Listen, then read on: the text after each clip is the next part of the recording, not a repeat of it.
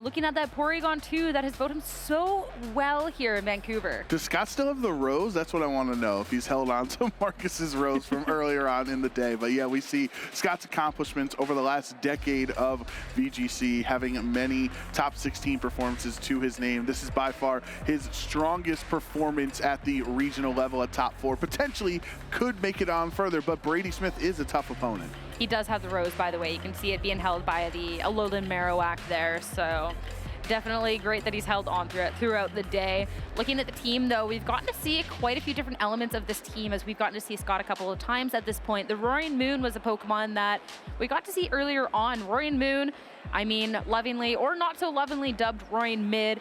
I mean, players get really hyped about this Pokemon sometimes, and other times really just, oh, it's so underwhelming. But Scott's definitely put it to good use, combined with a couple of other Pokemon that are also up and down with the usage. That Golden Go and the Porygon 2. Yeah, I think the Roaring Moon has a bit more of a difficult matchup this time around against Brady, having both Chien-Pao and Raging Bolt. There's two Pokemon that are faster than it. We saw that Scott has attack booster energy on this Roaring Moon instead of speed booster, so it could be a really difficult matchup. The Porygon 2 not only does do solid damage after a download boost with those Terra Blasts and Ice Beam, but it can also set the Trick Room, and if you can really punish Brady's fast Pokemon with Trick Room. I love this, Scott. Fun fact, his team is special because he's using Pokemon he loves. There is definitely people that are going to take the quote and run and be like, you know what? I can be running this Quaquaval, and I can win a regional with it. I'd be mad impressed if you can. I believe Elite Four Karen has the same sentiment where use your favorites. But honestly, when you're looking at a Pokemon like P2, which Scott has talked about, has been a Pokemon that he's used before and wants to make work. He's been trying different iterations of this team for a while, and it's obviously this work that he's put into the team, I think definitely is showing that he knows it inside and out. Going up against Brady, Brady definitely has world accomplishments of his own. Regional champion 2019 Daytona, regional champion Knoxville 2017, top 8 OCIC, and of course making it top 32 Worlds in 2022. So definitely a very accomplished player, spent a lot of time into Pokemon, and is very close to getting on to that list of regional champion for this year. And this team, as we said, most of it's in that top line of the top usage. This is all the good stuff. Yeah, this is very strong conventional Pokemon on Brady's end. You can see his fun fact here. Spends at least 30 hours per week playing Pokemon. And you can definitely see the amount of effort he puts into the game he gets rewarded for with so many strong, consistent finishes. Talking about Scott knowing his team inside and out, Brady knows this format inside and out with hours like that. So definitely been boding him well. This is definitely going to be a great match here in top 4 as both of these trainers try and vie for that final spot in our grand finals here. Landorus, Chien-Pao for Brady, going up against P2 and Incineroar for Scott to kick things off. Scott going with the tried and true Porygon 2 right away, and this puts it at a point that Porygon, with that Eviolite held item, makes it so bulky that it's very difficult to knock out, and even the chance of 2 potential attacks on Brady's end could be difficult to even try to knock out Porygon 2. You do also have Ice Beam into Brady's lander, so that's something Brady has to be aware of. But if Scott, with that special attack boost from the download, is actually quite the threat, either clicking Terra Blast or clicking Ice Beam here. So if Scott just wants to get some damage off, maybe even try to break Chien-Pao's focus stats, nothing wrong with trying to get a little bit of damage on turn 1. That is going to be the Chien-Pao swapped out, Incineroar brought in, Intimidate onto the Pokemon on the opposing end, most notably going to be the Incineroar for this turn around. Protect from the Landorus, make sure that you're going to be keeping yourself safe from a fake out and potential follow-up from the Porygon 2, as that is exactly what Scott has gone for. Great swap. Brady has the fake out pressure going on for next turn, and this Porygon 2 gets to do absolutely nothing. And this is one of Brady's favorite positions as a balanced player, people that likes to have a lot of switching, a lot of pivot potential. Gets Incineroar on the field for free. No damage, has access to fake out, potential parting shot if you want. You can stop the Porygon from going for an Ice Beam, which means the Landorus Incarnate feels comfortable on this turn and isn't really threatened potentially by an Ice Beam on the other side. Incineroar swapping out, Landorus coming in on the opposing end of the field as fake out going into the Porygon 2. No protect on the Porygon means it definitely is a safe target and a double up to start dealing with this very bulky Pokemon.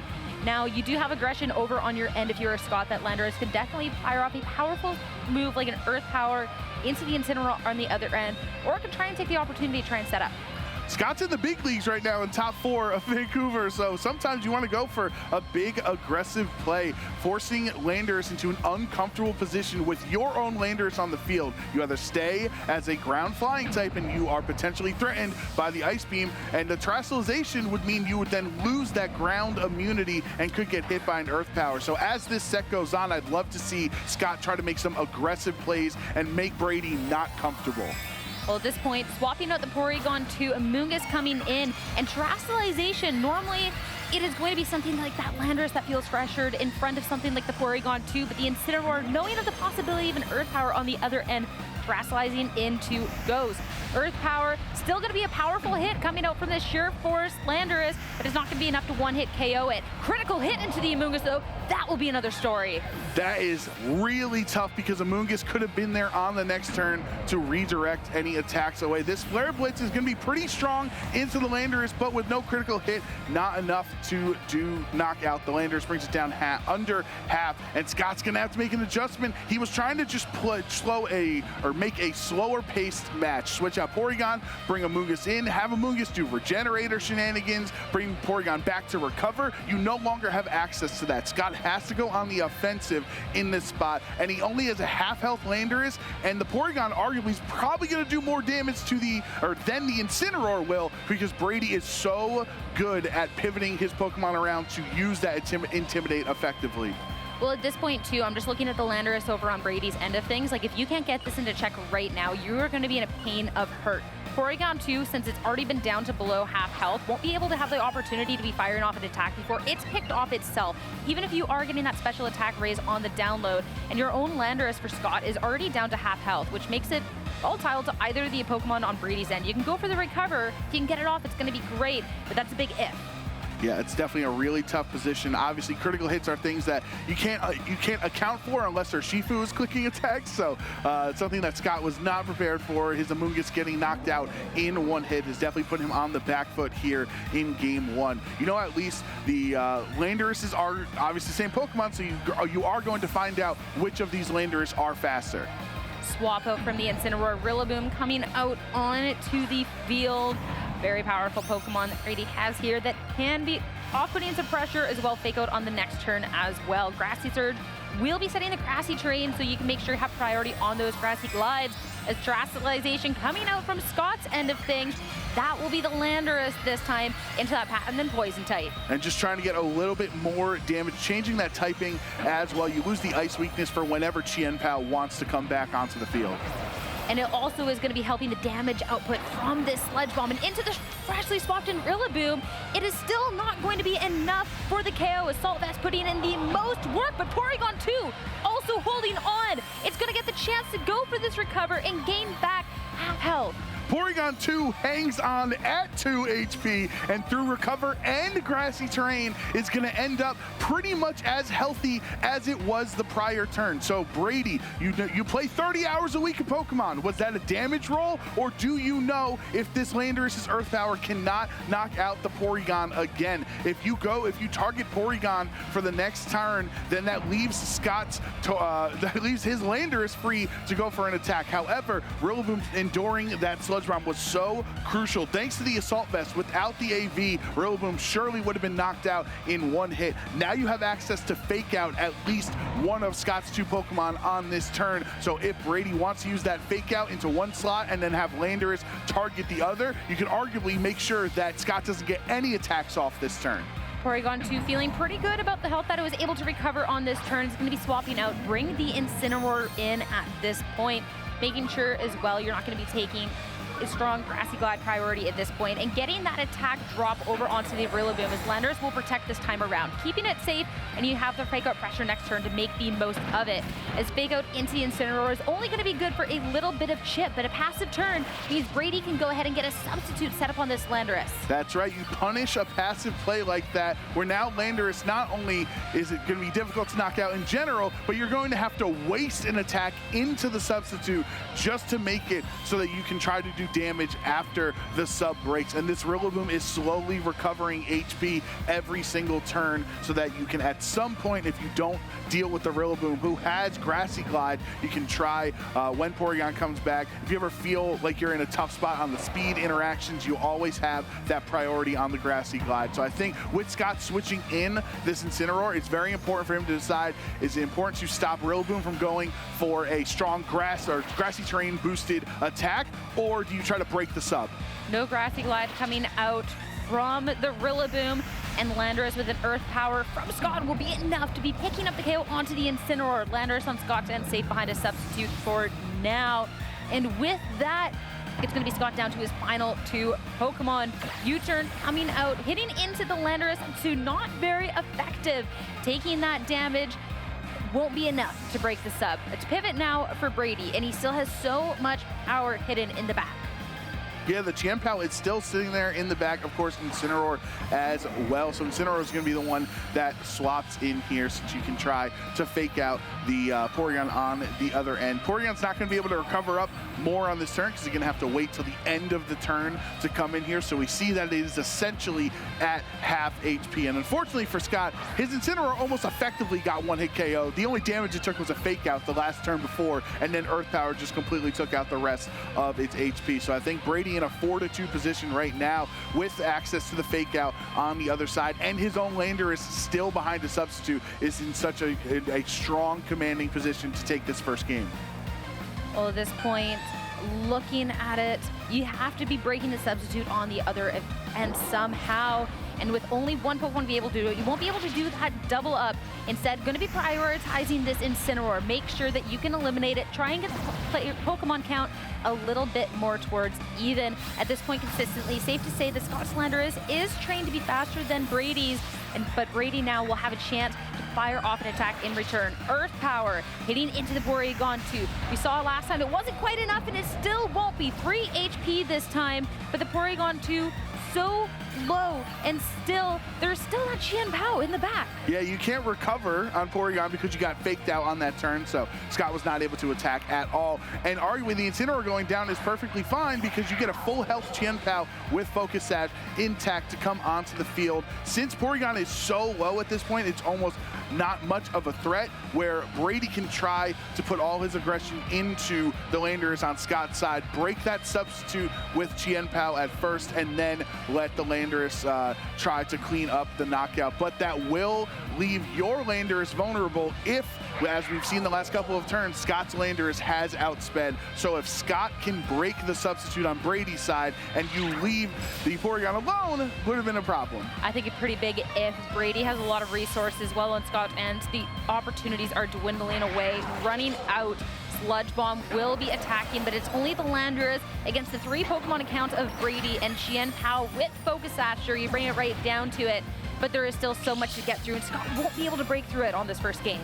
Yeah, so at least Brady gets rid of the Porygon. You know Ice Beam is not going to be a problem anymore. Earth Power will be enough to break that substitute. And with a 3-to-1 Pokemon advantage right now with a half-health Landorus as well, just Scott's in such a tough position. You got to take these next couple of turns, next couple of seconds to think about your game plan for Game 2. And with that Terra Poison Landorus being able to be hit from the Earth Power this time around, and you have to just think about what you can be changing up in this next game to try and bring this into a Game 3. Sucker Punch, more than enough to be taking care of this Landorus, and as it falls, Brady Smith claimed the first game in the set. Yeah, that was a very well-played game by Brady, showing this team off and how you can switch Rillaboom in at the right time and have fake out U-turn into Incineroar and have fake out pressure again. Time and time again, we see the best players in the game having multiple supportive options and multiple pivoting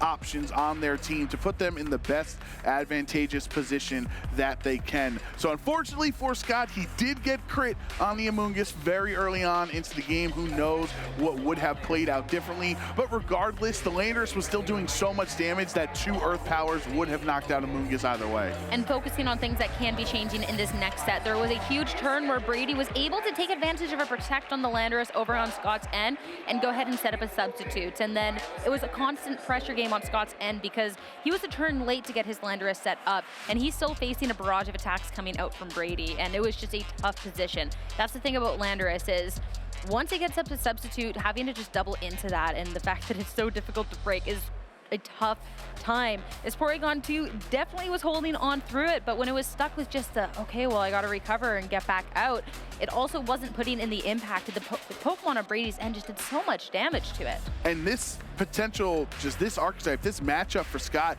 shows that Golden Go is in a really tough spot against most of Brady's team, right? You have Chien-Pao with Sucker Punch, Earth Power on Landorus, Flare Blitz with Incineroar as well. It's really tough to bring Golden Go, who has really been, as Scott even mentioned in his interview with Gabby, one of the most crucial members of the team. So does Scott try to risk it and bring either Golden Go or Roaring Moon, which were the 2 Pokemon that sat out from game 1? I can understand a Roaring Moon angle if you're able to set it up, since he does have access to Dragon Dance. If you get Dragon Dance and booster attack speed from the booster energy as well, that can really negate the Intimidates that could be coming from the other side from Incineroar.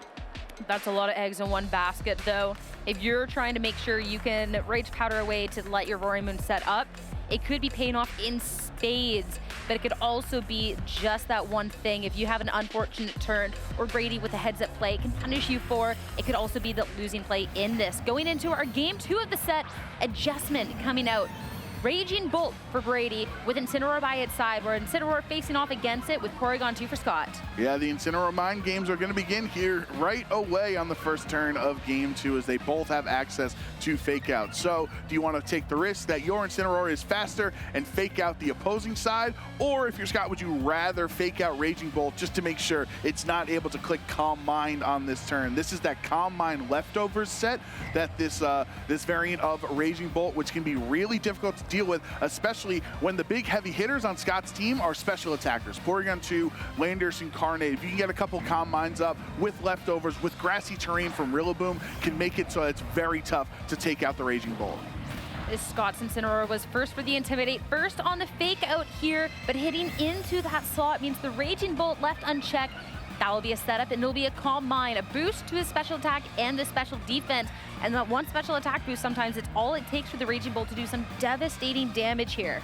Fortunately for Scott, this is Dragon Pulse on Raging Bolt's end instead of Draco Meteor, so gotta wonder how the +1 special attack Dragon Pulses will fare into both of Scott's Pokemon, because obviously the Draco Meteor would be significantly stronger, but if your Landorus is able to endure the Dragon Pulse into that slot, you can break through with a lot of damage from an Earth Power or Sludge Bomb. That's also a Raging Bolt that can be sticking around, though, because you don't need to be swapping out to reset the boost. Once you're at the +1, you can stick around at that +1, and you're committing to this Raging Bolt. That is going to be the Fairy Terrestrialization on this turn. You can be super weak to a potential Sludge Bomb into that slot. Knockoff onto Brady's Incineroar. That'll get rid of the safety goggles. Yeah, so now the Incineroar on Brady's side has the chance to act if you went for a parting shot, would be able to swap out for free with.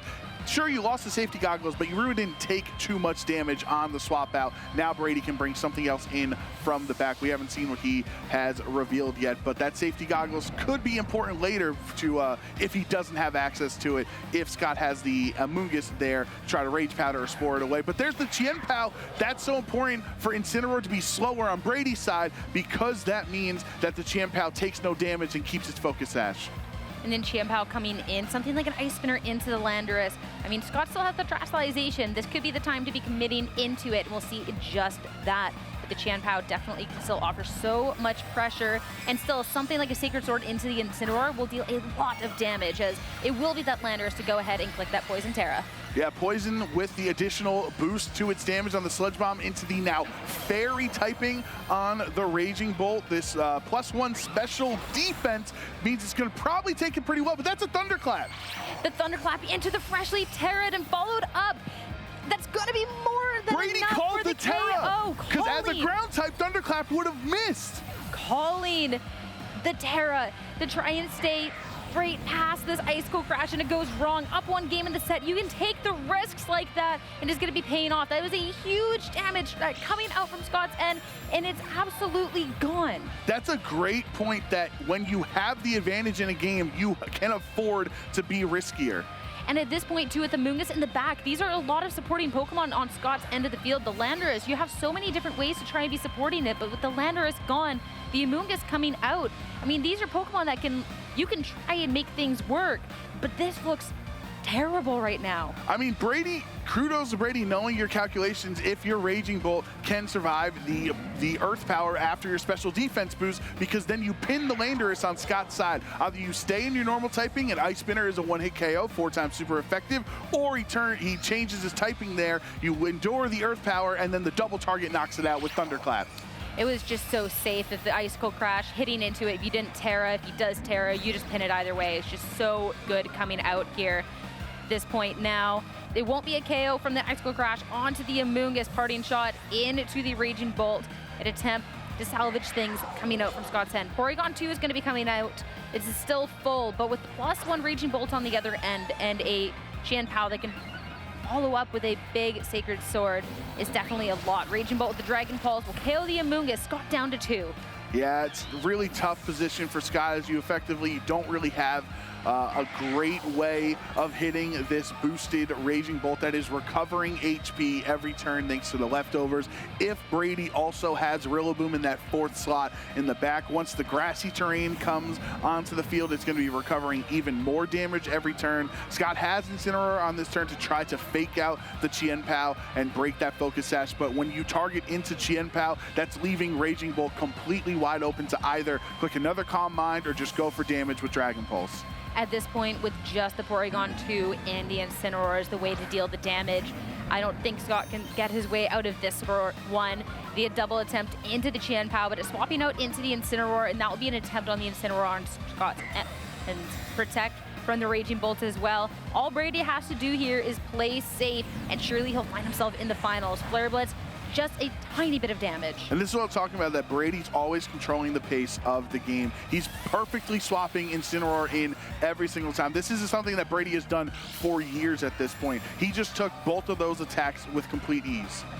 At this point, to Brady with the freshly swapped in Incineroar, you do have the option to fake out to throw the Raging Bolt to be firing off a powerful attack for essentially free here. And all Scott can do is look at, hey, a Flare Blitz that you're just going to be hitting yourself in recoil with, or a parting shot to try and mitigate the damage done. And it won't even be able to do either. That'll be the fake out to flinch it this time around, and Raging Bolt, Dragon Pulse into the Incineroar, keeps chipping away at it. It is going to recover some HP because it fell under half, so you have the Citrus Berry to recover 25% of the HP. And this Ice Beam into Raging Bolt, you might want to go for the freeze if you can try to freeze his whole team and slowly whittle the health down, but no, he doesn't get it. It'll be the craziest match of all time, and we have seen some crazy things this weekend. I don't think this one is going to be happening. You're in top 4, you got to be playing it out. You are down the game, and these are your last chances to try and secure anything. But I think it's done. I think it's dusted. Yeah, I think even the Incineroar, if he wants to continually go for parting shots for multiple turns for Scott, it's just going to take so long, and the Dragon Pulse damage will continue to rack up. And he get a crit too. Yep, leftovers knocked off, doesn't matter. That is going to be the retaliation right there. Critical hit for it's just Porygon 2 against the world, and Flare Blitz firing off into it. It might be a slow victory, but surely it is inevitable. Burn just to add a little bit more on top. Yeah, Burn obviously not mattering in this position, but this Ice Beam into Raging Bolt, as you can see, is probably like a 10-hit KO or something. Well, there's no leftovers anymore, so maybe it's a little bit less than 10 hits, but it's 4-1 with just this little Porygon 2 that could, and the Pokemon that's been so important to Scott, but he's not going to be able to pull it off. The Porygon 2 that couldn't at this point. 2 greatly played matches by Brady Smith, and with that, he's going to find himself here in the finals of Vancouver Regionals. Expertly played, as you said, always commanding and controlling the pace of the match, and it's definitely going to be a fantastic finals if we get to see more play like that.